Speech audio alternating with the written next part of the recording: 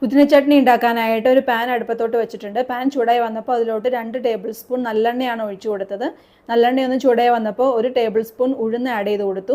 ഉഴുന്നിൻ്റെ നിറമൊക്കെ ഒന്ന് മാറി വന്നപ്പോൾ 20 ചുവന്നുള്ളി 2 അല്ലി വെളുത്തുള്ളിയും ആഡ് ചെയ്ത് കൊടുത്തിട്ടുണ്ട്. 2 പച്ചമുളക് കൂടി ആഡ് ചെയ്ത് കൊടുത്തു. ഇതെല്ലാം കൂടി ഒന്ന് വാടി വന്നപ്പോൾ അതിലോട്ട് കഴുകി വൃത്തിയാക്കി വെച്ച് 2 പിടി പുതിനയില കൂടി ആഡ് ചെയ്ത് കൊടുത്തു. 1 മിനിറ്റൊക്കെ കഴിഞ്ഞപ്പോഴേക്കും പുതിനയില ഒന്ന് വാടി വന്നിട്ടുണ്ട്. ഈ സമയത്ത് ഇതിലോട്ട് ഒരു ചെറിയ നാരങ്ങ വലുപ്പത്തിലുള്ള പുളി കൂടി ആഡ് ചെയ്ത് കൊടുത്തൊന്ന് ചൂടാക്കിയെടുത്തു. ഇതെല്ലാം ഒന്ന് ചൂടാറി വന്നപ്പോൾ മിക്സിയുടെ ജാറിലോട്ട് മാറ്റി കൊടുത്തിട്ടുണ്ട്. അതിലോട്ട് 8 ടേബിൾ സ്പൂൺ തേങ്ങ ആഡ് ചെയ്ത് കൊടുത്തു. 1/4 ടീസ്പൂൺ ഉപ്പ് കൂടി ആഡ് ചെയ്ത് കൊടുത്തൊന്ന് ക്രഷ് ചെയ്തെടുത്തു. അതിനുശേഷം അതിലോട്ട് കുറച്ച് വെള്ളം കൂടി ആഡ് ചെയ്ത് കൊടുത്ത് നല്ല പേസ്റ്റ് പോലെ അരച്ചെടുത്തിട്ടുണ്ട്.